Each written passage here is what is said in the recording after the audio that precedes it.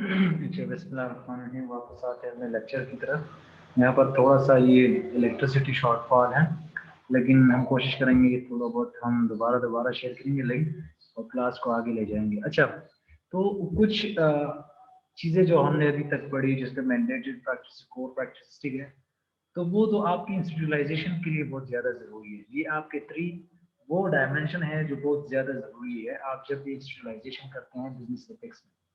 So there are more laws which affect, ठीक है, आपके बिजनेस को into 5 categories, जिसमें आपके regulated competition, protecting consumers, protecting equity and safety, protecting the environment, and those that encourage ethical conduct। ठीक है, अब इसमें जो है पहले तो आप पढ़ लेंगे एलिमेंट्स ऑफ एथिकल कल्चर क्या है। आप तो एलिमेंट जो पढ़ते हैं कि कल्चर के हवाले से, एथिकल कल्चर में आपकी culture, values, norms, artefacts, behaviour, voluntary action, governance, core values, ये सारी चीजें जितने भी हैं, ये आपके एथिकल कल्चर को बनाता है। क्या करता है? एथिकल कल्चर को, जिसमें आपकी डाइवर्सिटी, इंडिविजुअल रिस्पेक्ट, जिस तरह हमने सेकंड चैप्टर और फर्स्ट चैप्टर में पढ़ लिया कि डाइवर्सिटी क्या है, कि इंडिविजुअल के नॉर्म्स, वैल्यूज, प्रिंसिपल्स, उसकी पॉलिसीज कैसे वो जो है हम इम्प्लीमेंट करते हैं, ब्राइबरी इश्यूज, सस्टेनेबिलिटी, और जिस तरह भी ये चीजें हैं, ये हमने अपनी फर्स्ट, सेकंड और थर्ड चैप्टर में डिस्कस किया। और इसी तरह कैसे ये हमें गवर्नेंस इश्यूज में, ये इश्यूज और इस तरह कोड ऑफ एथिकल स्ट्रक्चर में हमें कैसे मदद देता है। अब इसमें जो है हमारे पास कुछ मैंडेटरी रिक्वायरमेंट से ये भी जरूरी है। इससे पहले जो हमने मैंडेटरी रिक्वायरमेंट्स पढ़ लिया, थोड़ा सा उसके जो है कुछ चीजें हम दोबारा पढ़ लेंगे। उसमें आपके पास जो है सिविल लॉ और क्रिमिनल लॉ। अब वो लॉज जो आपके, जो क्रिमिनल लॉ क्या बनता है, फॉर एग्जांपल क्रिमिनल ये बनता है कि आप कुछ चीजों को प्रोहिबिट करते हो, फ्रॉड, थेफ्ट और सिक्योरिटी ट्रेडिंग वायलेशन, ये असल में क्रिमिनल लॉ के हवाले से हैं, और आप उसको प्रोहिबिट करते हैं, उसको आप बंद करते हैं। अब आपका सिविल लॉ क्या है कि आपके राइट्स और duties of individual in organisation, आपके इंक्लूडिंग बिजनेस के लिए हैं, वो सिविल लॉ के अंदर ही आता है। सिविल लॉ क्या है, दोबारा बताता हूँ। It defines the rights and duties of individual and organisation, आपकी बिजनेस भी इसमें इंक्लूड है। क्रिमिनल लॉ क्या है कि not only prohibits specific actions such as fraud, theft or securities trading violation, but also impose fines or imprisonment। imprisonment मतलब आप jail जा सकते हो as a punishment for breaking the law. Criminal law से क्या मुराद है कि जो चीजें आपके लिए मुख्तस हो, आपको पता है कि यार ये चीजें वायलेट नहीं करना चाहिए, जब आप उसको वायलेट करते हैं तो आपको इम्प्रिजनमेंट हो सकता है, पनिशमेंट मिल सकती है उससे। जब तोड़ते हो उस लॉ को, आप जब तोड़ते हो, जब आप इसके प्राइमरी डिफरेंस देखना चाहते हैं कि क्रिमिनल लॉ और सिविल लॉ में क्या फर्क है, जब आप क्रिमिनल लॉ को देखते हो कि यार इंडिविजुअल वहां पर क्या कर रहा है, जब वो गलत काम करता है तो वो हम सिविल लॉज के सामने रखते हैं, उसके हिसाब से फिर उसको पनिशमेंट देते हैं।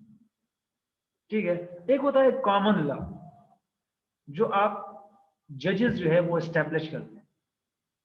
एक होता है फेडरल स्टेट लॉ या स्टेट्यूट्स लॉ या स्टेट्यूटरी लॉ, जो आपके फेडरल और स्टेट एडमिनिस्ट्रेटिव एजेंसी जितना भी वो करता है। अब उसमें एक होता है स्टेट, जब वो स्टेट्स आपके लिए करता है, या फेडरल जो आपके लिए बनाता है, तो वो स्टेट्यूटरी लॉ होता है। जब आपके लिए एडमिनिस्ट्रेटिव एजेंसीज बनाती है या फेडरल बनाती है, ठीक है, तो वो क्या बनता है, administrative law. Federal administrative agency जो है आपके जितने भी और चीजें होती है उस पर इन्फ्लुएंस होता है, आपके बिजनेस पे भी, और आपका जितने भी एनवायरमेंट होता है, वर्कर एनवायरमेंट और कंपटीशन और कंज्यूमर राइट्स के हवाले से, उस पर भी ज्यादा इन्हिसार होता है। ठीक है, और उसमें जो है आप जितनी भी चीजें देखते हो, फॉर एग्जांपल फाइनेंशियल क्राइसिस के हवाले से, या आपके कंज्यूमर जो है के हवाले से हैं, या जितना भी आप एक ऑब्जेक्टिव्स को हासिल करने के लिए काम करते हैं, तो वो सारा आप कहाँ पर आता है जी, वो आपका एडमिनिस्ट्रेटिव लॉ के हिसाब से। अब उसमें कॉन्फ्लिक्ट्स को कैसे आप रिजॉल्व करते हैं, जो डिस्प्यूट्स है वो कैसे आप रिजॉल्व करते हैं। सिविल लॉ को आप ज्यादातर उसको इम्प्लीमेंट करते हैं, उसको लोग कहते हैं कि यार इसको सही तरीके से अपनाया जाए, उसको जो है सही तरीके से उस पर अमल किया जाए। ठीक है।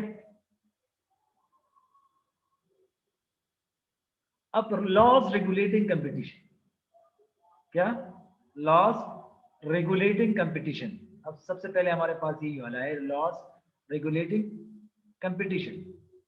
अब लॉज रेगुलेटिंग कंपटीशन से क्या मुराद है कि कुछ इश्यूज इस तरह हैं जिसको हम कहते हैं कि यार आपके जितने भी सराउंडिंग में जितने भी कंपटीशन और सोशल रिस्पॉन्सिबिलिटी की जब बात कर रहे हैं उसमें पहले राइवलरी से क्या मुराद है कि आपके कंपटीशन में लोग उसको राइवल्स कहते हैं, या राइवलरी में जितने भी बिजनेसेस होते हैं, ठीक है, वो कस्टमर के लिए क्या करता है, प्रॉफिट के लिए क्या करता है। जब बिजनेस अनफेयरली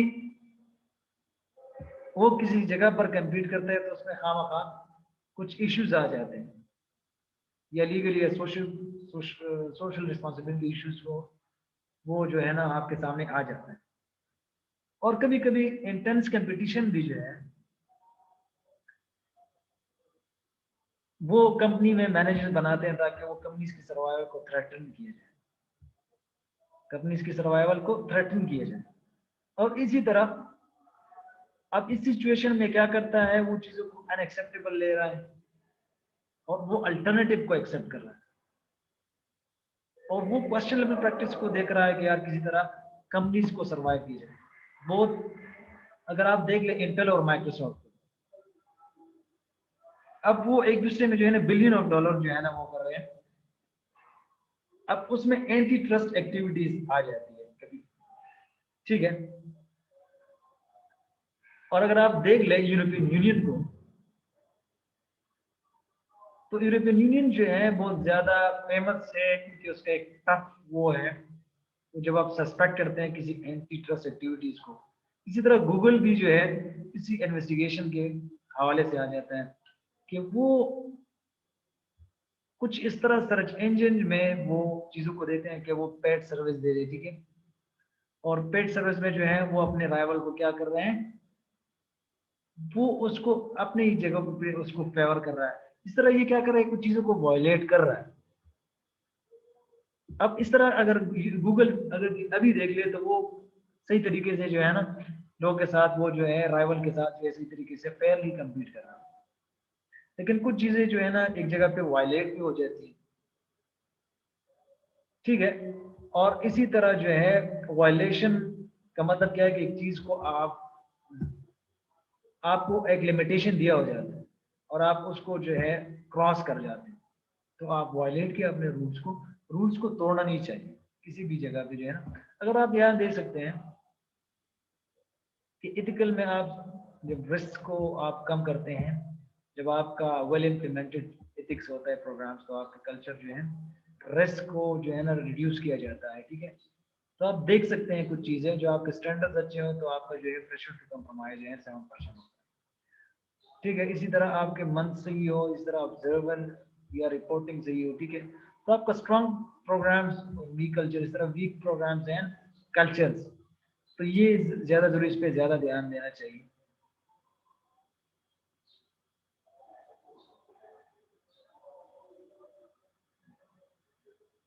अब इसके बाद आते हैं प्रो कंपिटिटिव लेजिस्लेशन।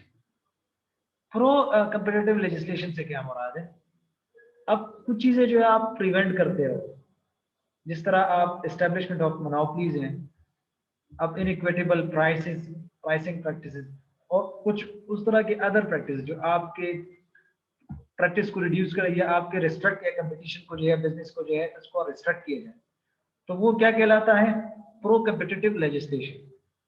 अब उसमें जो आप क्या कंपटीशन या प्रिवेंट करते एक्टिविटीज को, ठीक है। अब उसमें कुछ चीजें जो है इस तरह हमारे पास जो है शेयरमैन है एंटी ट्रस्ट एक्ट में हमें बताया गया है कि किसी तरह ऑर्गेनाइजेशन में जो है आप प्रोहिबिट करते हो कि आप मोनोपोलीज बनाए किसी इंडस्ट्री में, तो वो क्या करता है, प्राइस डिस्क्रिमिनेशन फिर आ जाता है रिटेलर और होलसेलर के दरमियान। क्योंकि अगर आप मोनोपोली को दें, मोनोपोलिस्टिक में उसका वो क्योंकि मार्केट लीडर होता है, मार्केट उसके हाथ में होता है, क्योंकि वो जब प्राइस को बढ़ाता है या कम करता है, किसी कंपटीशन में कोई बंदा नहीं होता, तो क्या कर रहे हैं, वो एक प्रो कंपिटिटिव लेजिस्लेशन आपके लिए बनाता है। तो ये फिर उसमें सही तरीके से आपने कुछ चीजें जो है रेगुलेट करनी है कि आप किसी तरह रूल्स को वायलेट ना कर सके। ठीक है, अब आते हैं थोड़ा सा कंज्यूमर प्रोटेक्शन के बारे में। अब कुछ इस तरह के लॉज जो आपके कंज्यूमर रिक्वायरमेंट या बिजनेस का जो है वो एक्यूरेट इंफॉर्मेशन दे रहे, या आप उसके प्रोडक्ट के बारे में या उसकी सेफ्टी के बारे में बता रहे। तो कंज्यूमर प्रोटेक्शन जो है अगर आप देख लें तो वो चीजें जो आप कंडीशंस बताते हो कि यार इंडस्ट्री में ये चीजें होनी चाहिए, किसी तरह कंज्यूमर जो चीज चाहते हैं उसके हवाले से हो, और वो जो चीज आप उसको मुहैया कर रहे हैं वो गलत ना। ठीक है,